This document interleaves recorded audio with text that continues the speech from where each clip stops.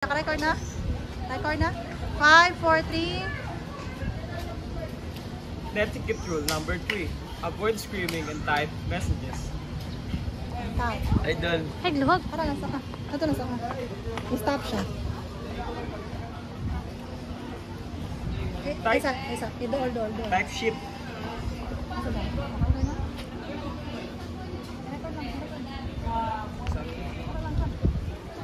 It's loud, it's aggressive, it can be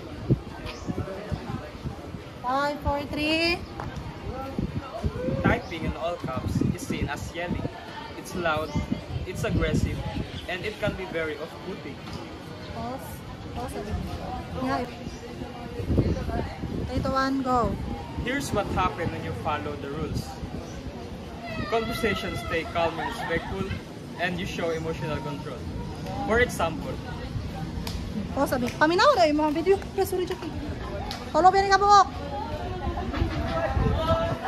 and now, here's what happens if you don't follow the rules. First, it sounds hostile or rude. Second, may provoke an argument. And next is stop. Stop. Here's what happens when you don't follow the rules. First, sounds like hostile or rude. Second, may provoke argument. Ibalik. Nabulol na ka. Go. 3, 2, 1. Here's what happens when we don't follow the rules.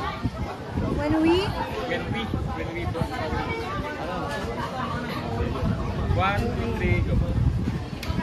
Here's what happens with Ila. 5, 4, 3, camera. Here's what happens when we don't follow the rules. First, it sounds hostile or rude. Second, it may provoke an argument. And lastly, it destroys constructive conversation.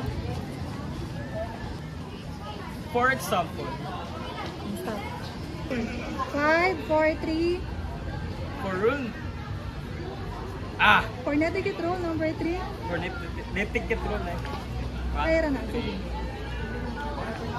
For netiquette rule number 3, tone matters even online. Last pa do. Butangig remember. For etiquette rule number 3, remember. Okay. For netiquette rule number 3, remember, tone matters even online.